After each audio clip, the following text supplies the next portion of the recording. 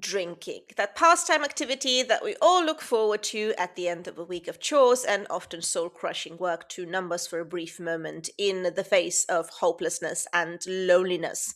And I'm going to stop here because it's taking a very dark turn. And my point is actually that in ancient societies, the simple act of drinking carried a much deeper significance that was partially lost or distorted nowadays. So we're going to have a brief look at what it meant to drink in Old Norse society.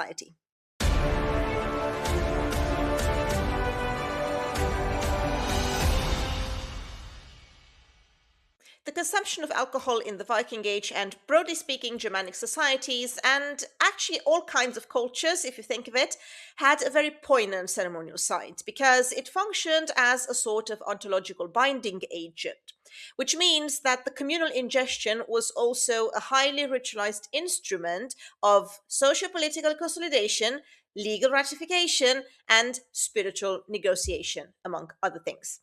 We are rather acquainted with it as an unstructured leisure activity, but the institution of the drinking feast, or in Old Norse sometimes called sumbel, provided an arena to manifest social hierarchies and group cohesion. The sumbel would have been a strictly formalized event where the ingestion of mead, ale, and imported wine would have been utilized to give extra weight to words and vows. So, if you owned a great hall, which would have been the largest indoor space in a settlement, that would have highlighted your control, the host's control over communal rights, granting you dominance over the settlement's social and religious life. And within this space, the high seat would serve as the symbolic and literal center of gravity, where you, as a chieftain, would have presided over the followers in a performance of power that often mirrored or inspired more divine archetypes like Odin's Valhall. Drinking ceremonies were frequently tethered to the seasonal cycle, with major festivals occurring at the commencement of winter, midwinter or Yule, and spring. These gatherings would have been fundamental till års och fridar, so to the maintenance of fruitfulness and peace. And we do have quite a rich example in the saga of Håkon the Good, Håkonar Saga Goda, where Icelandic author Snorri Sturluson maintains that the ritual libations, or full, followed a prescribed order. The first one would have been dedicated to Odin for victory and power, followed by toasts to Njorður and Freyr for bountiful harvests and peace. Sacrificing and toasting were also intrinsically linked to the ratification of law, because we are dealing with societies where the ruler functioned as a sacral intermediary. So the legal code was often not considered valid until the highest authority had conducted an appropriate sacrificial drinking rituals, according to at least some texts like the Gulathing law. The Samburdar the neighborhood ale, was a legal requirement according to this text, mandating that householders brew specific measures of malt to be blessed in the name of certain deities. In Norse literature, we also encounter the concept of erfi, which would have been a mechanism of transferring power and the legal induction of an heir into the predecessor's inheritance. According to texts such as the Ynglinga saga of Heimskringla, the history of the kings of Norway, an heir could not occupy the high seat until the bragafull, that would have been the king's cup, which had to be brought in. Then the heir would stand, make a solemn vow, which is called heidstrengning, and offer a policy announcement such as a commitment to military expansion, for example, King Svein when he vowed to conquer England, and then drain the beaker before ascending to the seat of power. Sometimes we also encounter the idea of participants drinking mini, in this context meaning a memorial toast, to departed kinsmen, also gods, in this way creating a sort of shared social memory that would legitimize a new rulership. We also have more contemporary sources talking about these events, like Ibrahim al-Tartushi, who visited the trading town of Hedeby, and he notices that religious festivals were essential communal events of massive eating and drinking, where animal sacrifices were also heavily publicized, for example, by suspending meat from poles in front of the house. Now, think of it like this: a drinking ritual would basically establish a contractual relationship. The meads represented a payment for the service, and in return, as a warrior, you were expected to rise and also boast about your deeds and capabilities, thus articulating your loyalty and commitment to this idea of martial prowess. The prestige of a chieftain was enhanced by not only this act of boasting on the side of the retinue, but also by very material stuff like the drinking vessels.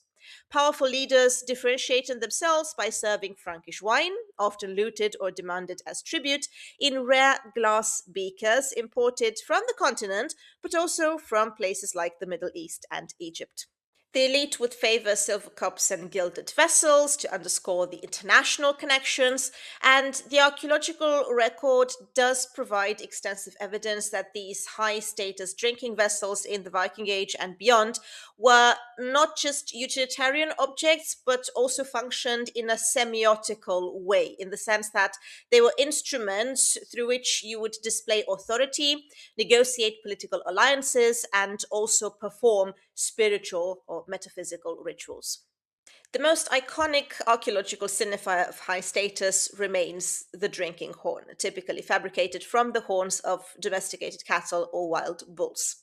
In elite contexts, the vessels would also be adorned with elaborate metalwork, including silver and gold wire inlays, soniello, cast guards as well, made of bone, antler, precious metals, and so on. Excavations frequently uncovered the horns in pairs within furnished burials, suggesting that maybe they were utilized to serve the two rows of seats traditionally found in a chieftain's hall. We do have some exceptional examples, including a Swedish horn fitted with a sacred ring, perhaps linked to oath taking, and also the prestigious golden horns of Gelehus, which unfortunately were lost. Now we have replicas of them based on some drawings. And they're very interesting, among other things, because they also record the name of the maker in early runic script. So they date back to the 5th century AD. The presence of glass vessels in the archaeological record, on the other hand, would serve as a proxy for the reach of a leader's long distance trading and raiding networks, as glass was not natively manufactured in Scandinavia during this period. Shards of glass have been recovered in significant quantities from the sites of high status halls, such as those in Leire, Slöinge, Borg, and Helge. The hall at Slöinge yielded shards from at least 24 different glass vessels, while the aristocratic manor at Borg in Lofoten contained shards from 16 vessels of Anglo-Saxon, Rhenish, and continental origin. Some of the most prestigious glass finds have been traced to remarkably distant locales. Like, for example, we have a 10th century grave at Barkarby in central Sweden containing 6 glass vessels, 1 from Egypt and 5 from the Middle East. Elite glassware often featured delicate blue glass strands or multicolored reticella designs, marking them as objects of immense value, some of them even as valuable as a longship.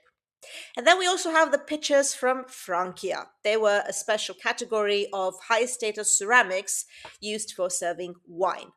These vessels were produced using a very sophisticated technique, wheel thrown, and they were uniquely decorated with patterns like rhombs or vertical lines, and these would be created by applying thin hammered tinfoil to the surface.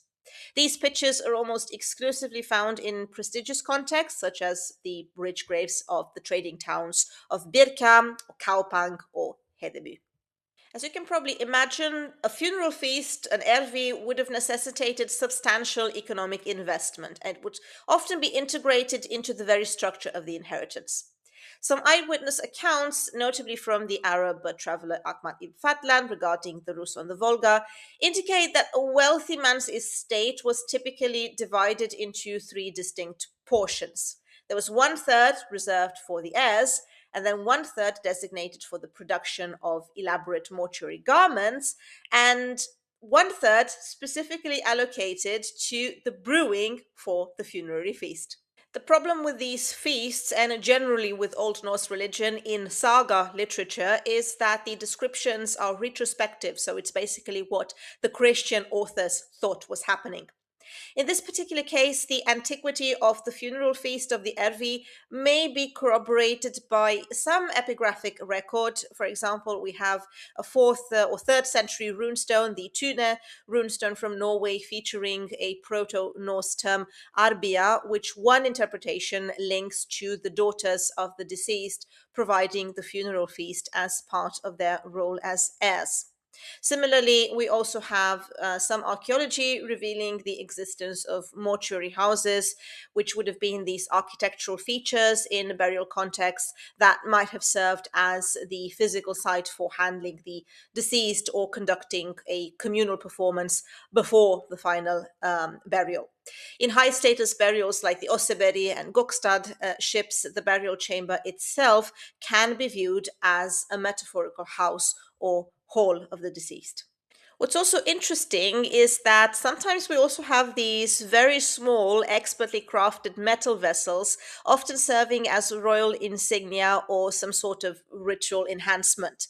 For example, the silver pedestal cup found in the royal mound of King Gorm at Yelling. This would be a prime example. It has engraved animal decorations. It's very beautiful, and it has been so influential that it even gave the Yelling style name to one of the categories of Viking Age art. In cultic spaces, archaeology has identified even more spectacular items, such as a bronze and silver beaker covered with gold bands found in the cult house at Uppåkra in Sweden, dating to approximately 500 AD. So we can imagine these metal vessels being used during the sumbel, the ceremonial feast, to drink toasts to the gods for victory and prosperity, or perhaps also during the funeral feast to formalize the transfer of power and inheritance. The depth of these traditions made them remarkably resistant to eradication during the conversion to Christianity, because early Christian leaders opted to substitute the true God for pre Christian deities rather than completely abolish the drinking festivals. So, pre Christian toasts to Odin and Freyr were replaced by a commemoration, or mini in Old Norse, to Christ or the Archangel Michael, and then the midwinter Yule feast was restructured as the Christmas. And this will illustrate how powerful the influence of alcohol still was to function as this strong binding agent of social order across the religious divide as well. And last but not least, the role of women. Now, the role of women in ceremonial drinking sort of looks purely domestic or peripheral, but actually it was a much more ritualized performance than one might think. Again, it was useful for upkeeping socio political hierarchies and legal bonds. Women would act like primary mediators in this high status hall culture, where the distribution of alcohol served, like I said, as this symbolic binding agent of the warrior retinue. They're often associated with images of weaving, for example, or peace weaving. We have an Old English term for that as well, frödeweber. Although that's not always the case, weaving can also be associated with very aggressive imagery, for example, in the Song of the Spear, where we have these Valkyrie figures operating a loom with human entrails. Anyway, this was a highly structured ceremony where the lady of the house, the queen or the mistress of a great estate, presided over the order in this hall. The lady would follow quite a strict liturgy of service, presenting the first cup to the Lord and then to his retainers according to their rank. So, by ensuring each follower drank in the proper sequence, she essentially sanctified the internal hierarchy and confirmed the status of each warrior within the group. Women would also function as mediators who manage the currents of competition and bitterness and jealousy that we can imagine to be inherent in a competitive warband. And as a figure technically outside of male power struggle for martial recognition, the lady could deliver a degree of social balance, of sensitivity, and would also make the decisions of the chieftain a little more palatable. In essence, the acceptance of the cup from a noblewoman would establish a contractual obligation. The mead functioned as a ritual gift that necessitated a counter gift of loyalty and martial prowess, often articulated by the warrior in the form of a solemn boast or vow.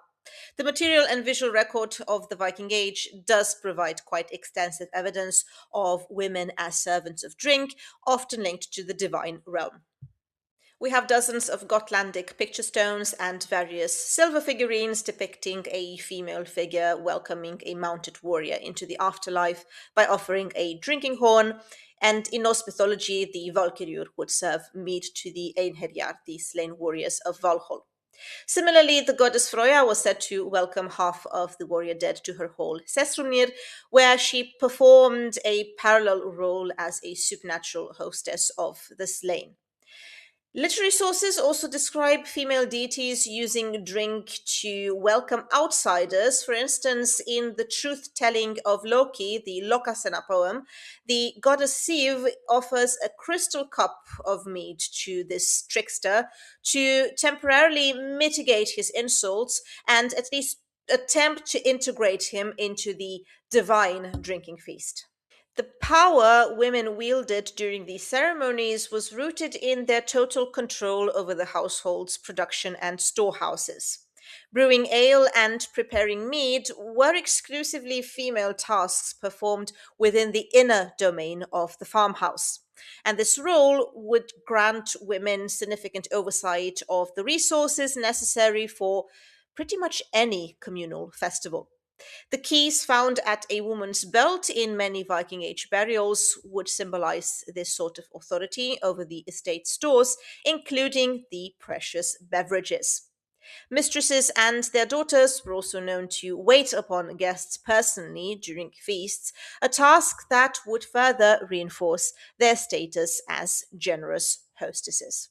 Women would sometimes play a central part in the consumption of alcohol during the liminal phase of death rituals, as famously documented by the Arab traveler Ahmad ibn Fadlan when he describes the burial of the Rus chieftain on the Volga. He mentions, among other things, that the slave girl who volunteered, well, at least volunteered, for the sacrifice was plied with beer or ale, or at any rate, some kind of alcohol rendered through the Arabic word nabith, for several days to dull her senses and to keep her in a very high spirited state. Before her death, she was given beakers of liquor to sing over, which served as a ceremonial bidding of farewell to her companions. And also, I cannot imagine anyone in the right mind doing that without being in a very advanced state of sedation via alcohol. On the other hand, we are dealing with a completely different mindset. The ritual was overseen by a cultic specialist known as the Angel of Death, or at least this is how she is rendered in the Arabic source, who acted as a master of ceremonies, directing both the consumption of alcohol and the eventual sacrifice. So, besides these slave girls involved in death rituals, we can see that women did have a certain control over the spiritual and social economy of the feast, whether as noble women managing a volatile war band or as a mythological Valkyrie welcoming the dead. All right, so I do hope you enjoyed this piece, and I'm very sorry if I disappointed anyone expecting a recipe for mead. I still hope it was informative. I will try to find one and link it in the description. If you know of similar ceremonial drinking in other cultures, share your thoughts in the comments because it would be very nice to draw some comparisons. And to support the channel, do consider a paid membership. You gain access to lectures and extra material, and you would help the channel quite a lot. Think of it as buying me a beer per month since we are discussing drinking and all. Thank you so much for watching or listening. This was Irina. Take care, and I'll see you in the next one.